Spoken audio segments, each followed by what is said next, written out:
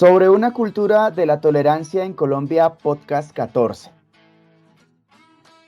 Había, sí, oro y plata en grandes cantidades, acumulados en la meseta de México y en el altiplano andino. Hernán Cortés reveló a España en 1519 la fabulosa magnitud del tesoro azteca de Moctezuma. Y 15 años después llegó a Sevilla el gigantesco rescate. Un aposento lleno de oro y dos de plata, que Francisco Pizarro hizo pagar al Inca Atahualpa antes de estrangularlo. Años antes, con el oro arrancado de las Antillas, había pagado la corona a los servicios de los marinos que habían acompañado a Colón en su primer viaje. Finalmente, la población de las islas del Caribe dejó de pagar tributos, porque desapareció. Los indígenas fueron completamente exterminados.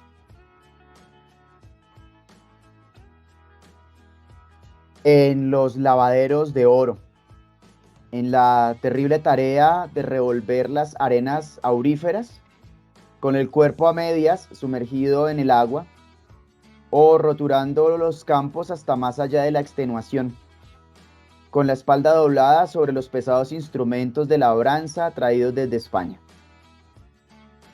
Muchos indígenas de la Dominicana se anticipaban al destino impuesto por sus nuevos opresores blancos. Mataban a sus hijos y se suicidaban en masa. El cronista oficial Fernández de Oviedo interpretaba así, a mediados del siglo XVI, el holocausto de los antillanos. Abro comillas. Muchos de ellos, por su pasatiempo, se mataron con ponzoña por no trabajar, y otros se ahorcaron por sus manos propias, cierro comillas. Los indígenas fueron al principio derrotados por el asombro. Esto que acabo de mencionar lo he tomado de Las Venas Abiertas de América Latina de Eduardo Galeano para hacer referencia a ese genocidio llevado a cabo durante el saqueo del continente americano por los europeos 5 siglos después. Aún duele. De hecho, pareciera que en algunos casos duele más porque hemos empezado a leer. Luego de leer hemos empezado a comprender un poco que no fuimos descubiertos, sino que fuimos saqueados y masacrados. Nos hemos tardado poco más de 500 años en darnos cuenta que hemos sido adoctrinados y se nos impusieron yugos en miles de formas, y que pasando el tiempo, para evitar los brotes de emancipación que surgían hace un par de siglos en Latinoamérica, se sumía al continente en algo así como un nuevo oscurantismo, en el que se negaba la posibilidad de acceso al conocimiento desde la lectura. Así poco a poco hemos ido llegando hasta el presente. Y con esa carencia casi absoluta de ciencia, filosofía y arte, seguimos sin saber leer, al menos las masas, las mayorías. Y a partir de esa carencia, nos siguen colonizando, nos siguen adoctrinando. Y aunque ya no nos masacran con espadas, siguen muriendo latinoamericanos de muchas otras formas simbólicas y físicas. Y seguimos subyugados. Ese es el legado y eso es lo que hay. Rubén Jaramillo Vélez en La modernidad postergada nos dice, abro comillas, la paradoja de España en los comienzos de la modernidad consistió en que al tiempo que favorecía notoriamente por la consolidación del mercado mundial el desarrollo del capitalismo, ella misma permanecía feudal y proyectaba en los territorios por ella conquistados la anacrónica estructura señorial y el espíritu medieval.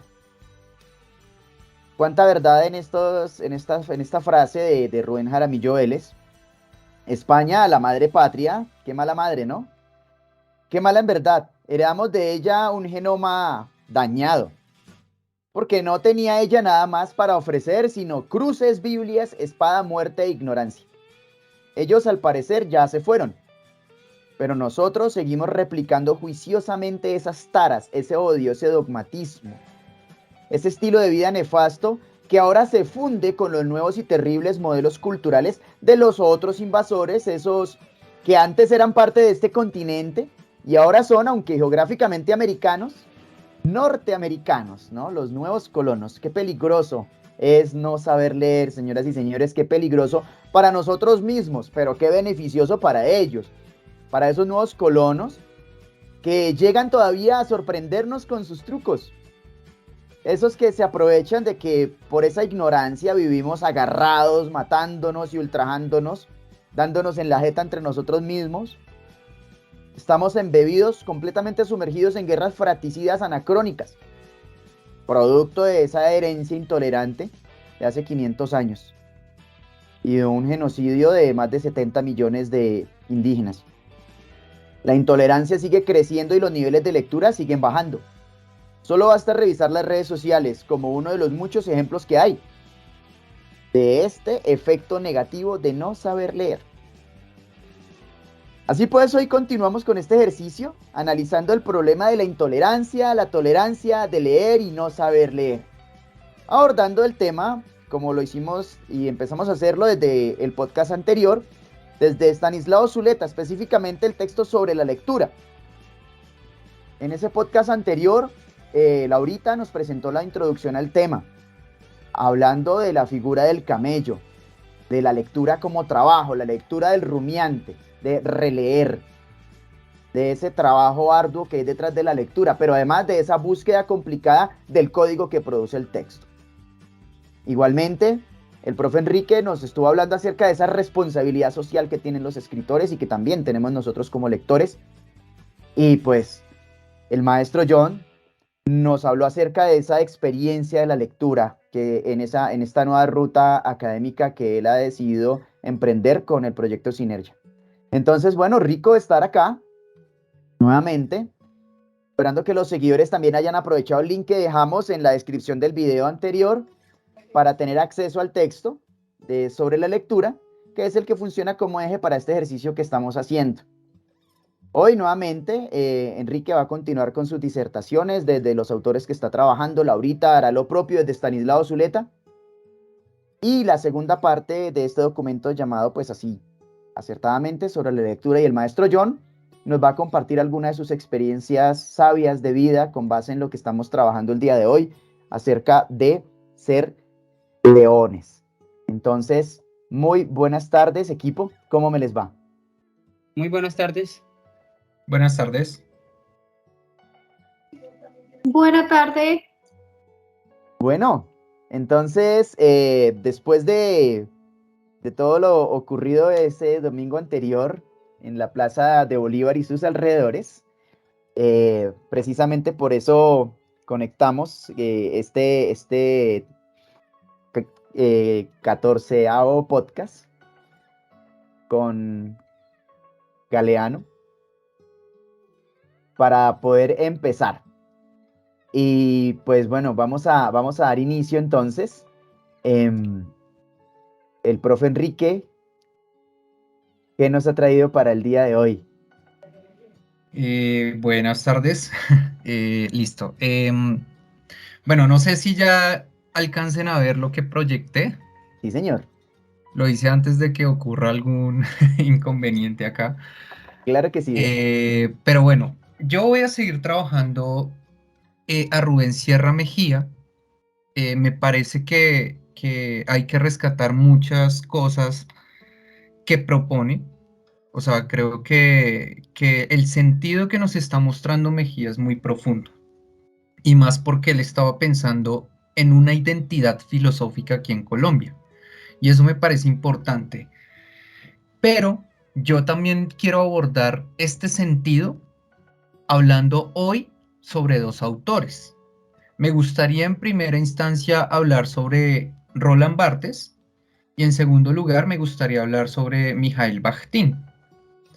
Bueno, a este podcast, a esta parte del podcast, yo la denominé el sentido del texto. ¿Listo? Entonces vamos a ver cómo se le encuentra sentido a un texto. Porque estamos, recuerden, aquí hablando de todo este tema de la lectura. ¿Cómo poder realizar una buena lectura? Bueno, sin más preámbulo, entonces iniciemos. Bueno, en cuanto a la muerte del autor, este es un texto que fue publicado en 1968 por Roland Barthes. Entonces, voy a empezar con una cita de este texto para que nos dé luces de cómo entender un texto sin tener presente al autor. Listo, entonces la cita reza sobre lo siguiente.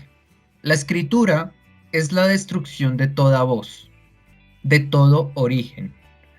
La escritura es ese lugar neutro, compuesto, oblicuo, al que va a parar nuestro sujeto, el blanco y negro, en donde acaba por perderse toda identidad, comenzando por la propia identidad del cuerpo que escribe.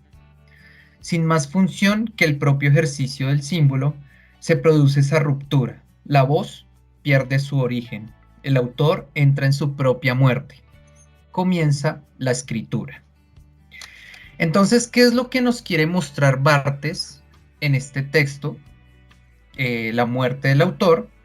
Y es que lo que quiere mostrarnos es una crítica sobre la concepción del autor como centro de la obra literaria.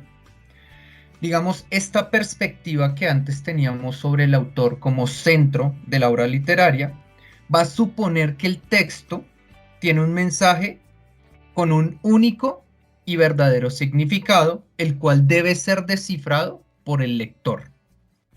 Entonces, esta concepción pues llevaba, digamos, a los críticos literarios a buscar la explicación de la obra en quien la había producido. Es decir, que el papel del lector simplemente consistía en intentar entender lo que el autor deseó comunicar, nada más. Entonces ahí podríamos hablar de un sentido literal, no interpretativo, de un texto. Y eso no genera, por ejemplo, buscar el código del texto. Quedarnos en un sentido literal no nos va a ayudar a descifrar el código del texto. Entonces, ¿cuál va a ser el propósito de Barthes? El propósito de Barthes es, lo que propone es descentralizar al autor como un dios, ¿sí? Y va a seguir esta misma línea que planteó Nietzsche en el siglo XIX, cuando logró desvincular, por ejemplo, a Dios de toda la moral, ¿sí? Porque si recordamos, Nietzsche hablaba de que Dios estaba inmerso en la moral y por eso hablábamos de una moral cristiana. Entonces lo que quiere Barthes, por así decirlo, extrapolando esta idea, es desvincular al texto de una autoridad máxima que lo nutre, es decir, que le precede. Y en este caso es el autor. Ahora bien, por lo tanto, pues se va a presentar la noción de texto en el sentido bartiano como un tejido de citas provenientes de los 1000 focos de la cultura, ¿sí? Un espacio de múltiples dimensiones en el que se concuerdan o van a contrastar otras escrituras, donde la actividad, por así decirlo, del autor nunca va a ser original. ¿Listo? Y como aquí ya empezamos a hablar de algo, de un concepto que se reconoce como polifonía desde Barthes, aquí voy a hablar de la polifonía bachtiana. Entonces, ¿en qué consiste esto de la polifonía bachtiana? Bueno, lo primero es pues, definir el concepto de polifonía. ¿Qué entendemos nosotros por polifonía? Entonces, este concepto se va a derivar de dos palabras, poli y fonía, que respectivamente significan muchos y voces. ¿Qué quiere decir esto? Varias voces. Pero aquí no estamos hablando en un sentido polifónico de la música, sino que estamos hablando de un sentido polifónico literario. Entonces, esta polifonía literaria se va a dar cuando diferentes voces narrativas, diálogos o discursos de un texto son distintos en la manera de expresarse. Entonces, nos va dando, digamos, una visión particular sobre un mismo tema pero aunque expongamos una línea de pensamiento diferente a estas voces o de estos narradores, no se va a perder la idea principal, que es lo que se busca con esta polifonía literaria. En el sentido que lo manifiesta, por así decirlo, Bakhtin, Mijael Bakhtin, es que él se va a oponer como a la existencia de un yo individual, como de un solo creador, ¿sí? Entonces, aquí la figura del sujeto no va a ser una figura individual, sino va a pasar a ser un sujeto plural, en el sentido de que el sujeto también está atravesado por el lenguaje. Entonces, aquí lo que nos está presentando Bakhtin es que los sujetos interactúan con otras voces ajenas. Entonces van a empezar a asimilar otro tipo de discursos y estos se van a empezar a activar en el momento en el que van a expresarse a través del habla o cuando van a leer. Entonces esto ya nos está diciendo bastante porque lo que nos dice Bakhtin es que la lengua no es monolítica. No es solo una voz la que habla, sino que son muchas. Y nosotros cuando leemos, nosotros leemos a través de esa polifonía. A partir de toda esa cantidad de textos que ya hemos leído, de toda esa experticia, es como empezamos a generar una interpretación propia del texto que tenemos ahí.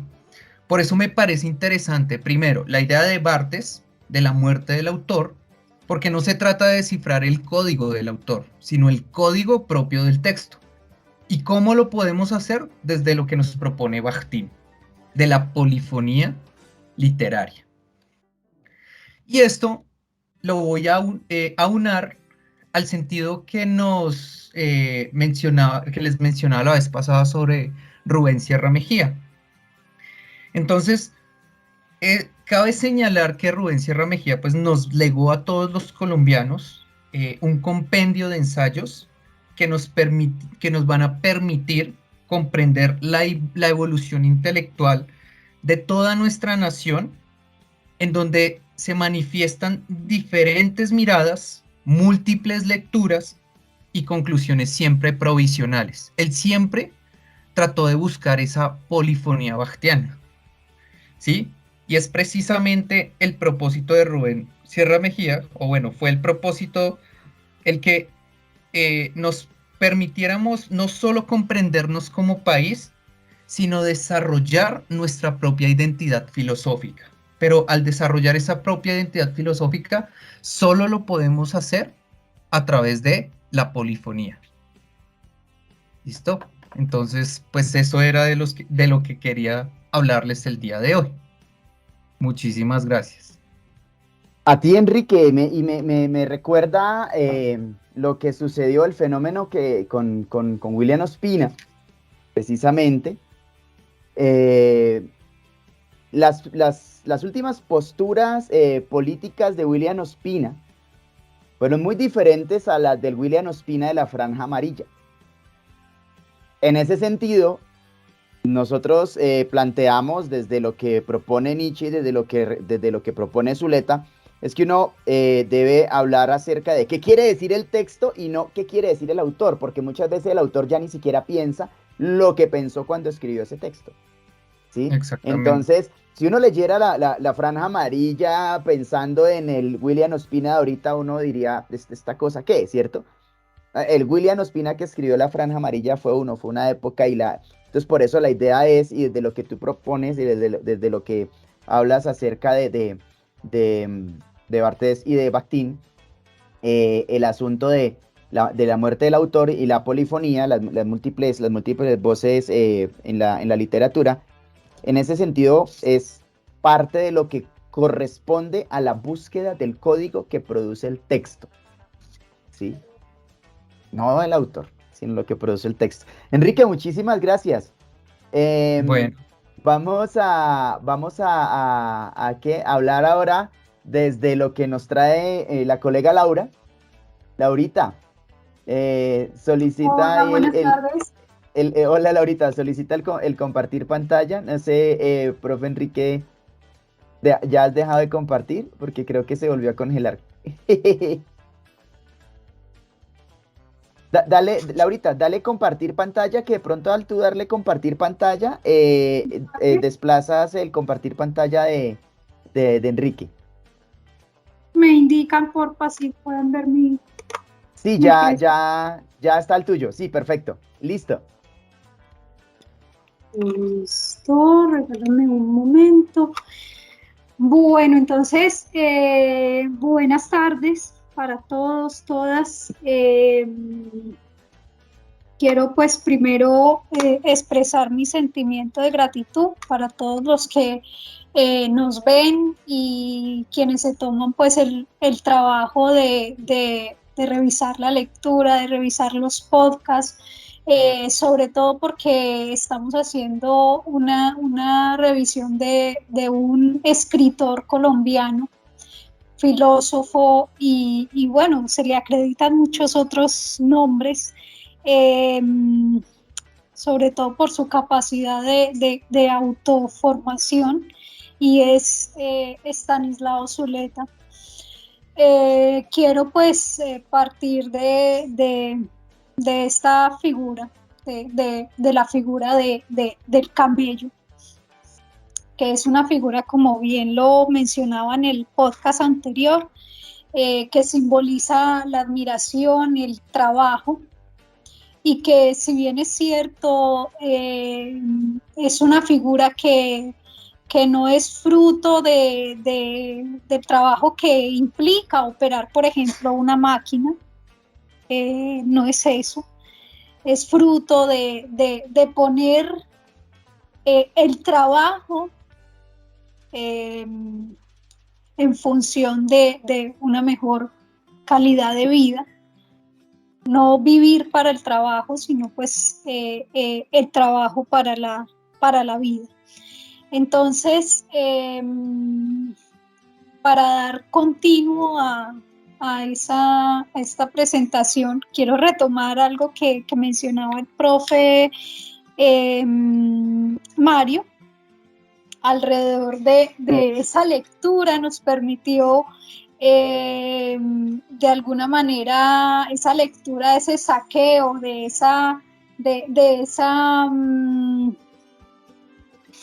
esos actos maquiavélicos, nos permitió leer, digamos, esos escenarios de conquista, que muchos colegios por mucho tiempo hacen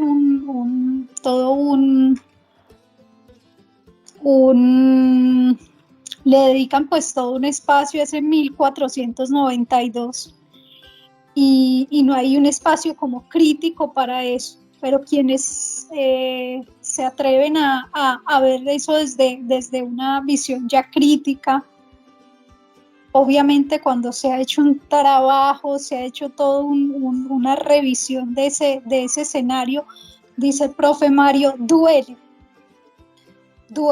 Y ese león simboliza eso, simboliza esa crítica, esa rebelión frente a ese dolor que produce esa lectura de ese escenario. Entonces, gracias a esa lectura interpretativa, que pues obviamente es fruto de mayor inversión con respecto a los tiempos, diferente a una lectura literal. Una lectura literal solamente parte desde eventos ideológicos. Una lectura literal tal vez reconoce las letras, pero no interpreta el juego de esas letras.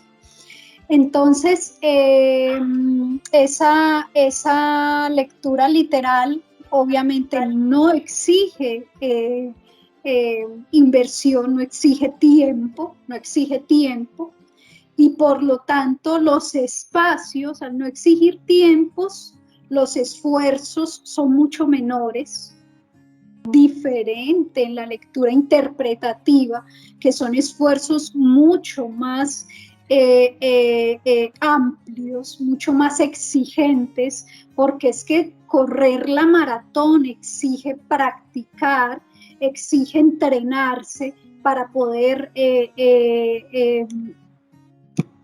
llegar a la meta, valorando pues todas esas prácticas, esos espacios que una lectura interpretativa exige, son espacios en donde sean merecedores de esas lecturas, espacios en silencio, espacios cómodos, y cultivar o promover estos espacios no son precisamente los intereses de un gobierno como el que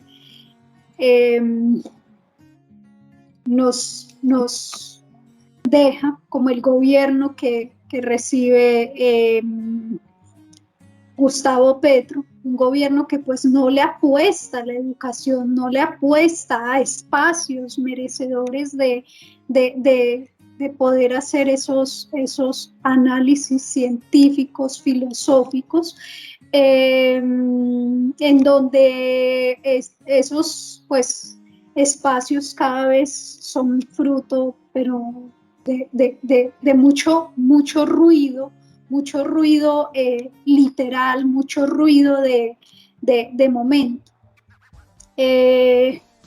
La apuesta ahorita es elevar esos esfuerzos, elevar los esfuerzos, ver con nuevos ojos este paisaje que recibimos, y no añorar diversos paisajes, múltiples paisajes, sino ver con nuevos ojos el paisaje que tenemos, y cómo desde una lectura interpretativa, fruto del esfuerzo, fruto del tiempo que se invierte, se puede visibilizar lo invisible, contrario pues a lo que se promueve desde una lectura literal que invisibiliza lo visible. Entonces, ese ver con nuevos ojos este paisaje que tenemos, es ya dar paso a partir de una lectura interpretativa de este escenario a un escenario que nos permita criticar, más que objetar, criticar lo que se viene haciendo, que pues oponernos a lo que se ha venido haciendo, que digamos es la figura que representa el león, que es esa crítica, es esa oposición a todo eso que pues se visualiza. Nuevamente realizo la invitación a seguir cultivando ese camello, ese esfuerzo, esa admiración, y cómo no, ese nuevo paso que sería ese león que es crítica, que es oposición, es no tragar entero. Dos figuras que pues para los colombianos y para todos deberían de resultar en este momento muy importantes para empezar a cultivar un espíritu crítico, un espíritu fuerte frente a los desafíos que se vienen, porque pues no solamente es Petro gana la presidencia y listo, bienvenido el paraíso, no, lo que se viene es mucho esfuerzo, mucha dedicación, y por lo tanto mucho trabajo para poder, así decir, Colombia potencia mundial de la vida, que pues es uno de los propósitos del plan de gobierno de este 2022-2026. Muchas gracias, maestro John, maestro Mario, maestro Enrique, muchas gracias a todos y nuevamente invito a quienes nos pueden ver, hacer la lectura de este texto. Yo estoy pues en ese trabajo, igual que muchos, leyendo y releyendo, porque pues es la única manera que nos permite ubicar o nos lleva a ubicar ese código que produce ese texto, porque si no comprendo esta oración, no voy a terminar comprendiendo todo el párrafo. De tal manera que por una sola palabra que desconozca de una oración, puedo atrofiar toda la comprensión que tenga acerca del texto. Por eso los invito a leer, a releer, y esa palabra que no se comprende, buscar su significado, resaltarla, subrayarla y ver qué relación tiene esa palabra con las otras, y a hacerle pues la venia del reconocimiento a ese tiempo, a ese espacio y a ese esfuerzo que exige una lectura interpretativa. Muchas gracias a todos. Laurita, mil gracias. Excelente presentación acerca de esta etapa que nos plantea el texto sobre la lectura. Ese momento de espíritu combativo que representa el león, ese momento de crítica y ese momento en el que nosotros nos enfrentamos y luchamos contra el status y contra lo que se nos presenta en la actualidad. Hemos logrado avances importantísimos en este momento histórico tan importante para el país, ¿sí? En donde precisamente no podemos relajarnos. Es ahora cuando más tenemos que trabajar, es ahora cuando más tenemos que reconocer y adoptar la figura de la rumia, de la vaca, y la figura del camello, y continuar en esa figura del león, para muy seguramente al final de estos 4 años podamos de pronto pasar a la figura del niño, ¿no? Quién sabe cómo vaya a ser este proceso, pero tenemos que trabajar. Esto es una apuesta colectiva, es una apuesta en conjunto. Bueno, Laurita, mil gracias de veras. Señora. Si logramos cultivar y seducir al menos la primera figura, es un avance realmente enorme, porque pues la invitación es a no ver esa figura como representada en esa persona que va y trabaja y maneja una máquina, y eso es trabajo, no. El camello es mucho más que ir a maniobrar una maquinaria. El camello es mucho más que eso. El trabajo representado en esa figura es mucho más que eso. Entonces, lograr formar ese espíritu trabajador, ese espíritu de admiración en muchas personas, es ganancia para este momento histórico. Ya después cada camello va encontrando esa figura, ese león, y se va a oponer. Pero la invitación es no solamente a oponerse y a estar ahí en crítica constante.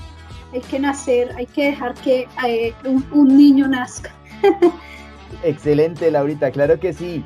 Pero el maestro John, que ha sido un león combatiente toda la vida,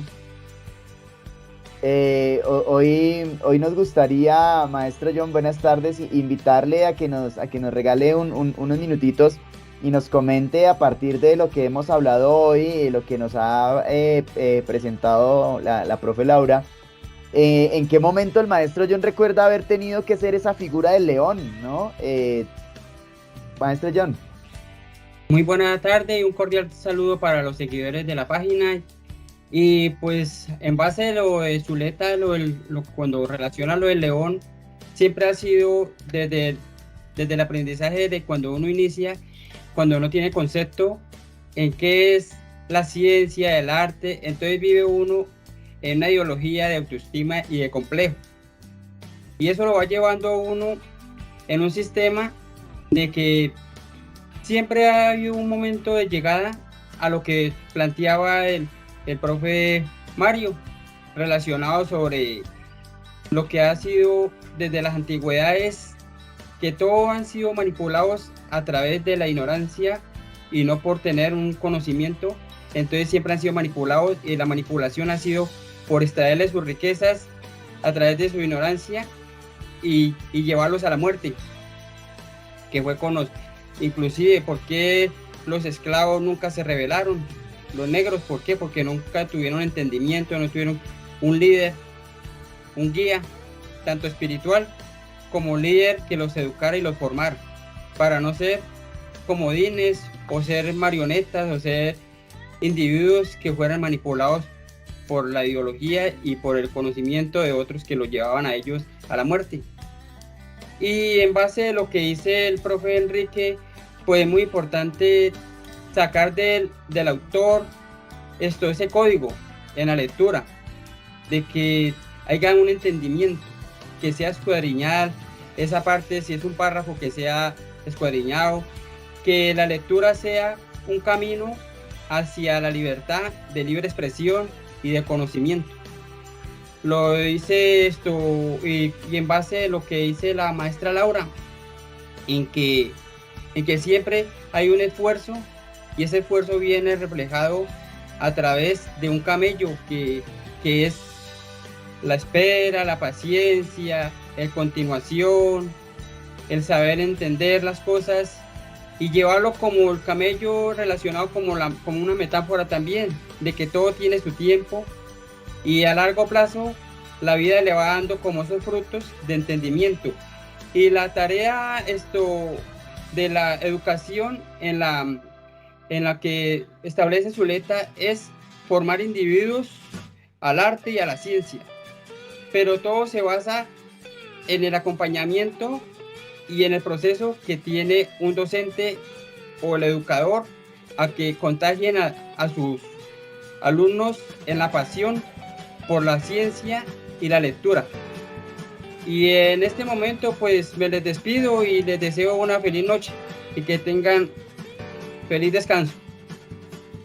Maestro John, muchísimas gracias, excelente reflexión de verdad, esa paciencia a la que su merced nos invita y esa paciencia que ha tenido su merced para con la vida misma y todas sus múltiples experiencias, precisamente lo han ido formando en ese camello, metafóricamente hablando, como su merced lo dice, con esa paciencia para el trabajo y esa invitación tan bonita que queda hoy, igual que en el podcast anterior y que seguiremos haciéndola, es leamos y trabajemos los textos, dejemos ese afán del hombre moderno, ¿sí? de ese hombre que a toda hora está corriendo pero no tiene un destino, va rápido pero no sabe para dónde va, ¿sí? Y precisamente esa es la forma en la que se nos ha ido vendiendo el mundo. Videos de TikTok de 3 minutos, de 1 minuto, todo a máximas velocidades, y nos han empezado a distraer y nos han empezado a dominar y a controlar. Y lo que plantea el maestro John, por eso el esclavo no se revela, porque está ciego, está dormido, se deja manipular porque no lee, porque no piensa, porque no tiene ese espíritu combativo y porque no se toma la paciencia de leer bien, ¿sí? De escudriñar, como nos dice el maestro John. Entonces, en este video nuevamente vamos a dejar ahí abajo el enlace para que puedan los seguidores, las personas que nos acompañan en este ejercicio pedagógico, descargar el texto, leerlo, revisarlo, comprenderlo y trabajar con nosotros. En el próximo podcast, entonces, ya vamos a revisar la tercera figura, la figura del niño, y vamos a seguir profundizando en este ejercicio para lograr esta lectura interpretativa, estrategias para lograr esta lectura interpretativa en este ejercicio que precisamente nos va a llevar a comprender cómo una buena capacidad lectora está relacionada con el crecimiento en una cultura de la tolerancia. Entonces, muchísimas gracias. Un abrazo, maestro John, un abrazo, profe Enrique, un abrazo, Laurita. Tráiganme la espada de Bolívar. Nos vemos en el próximo podcast. Muchas gracias. Hasta luego. Gracias. Bueno. Bye, bye.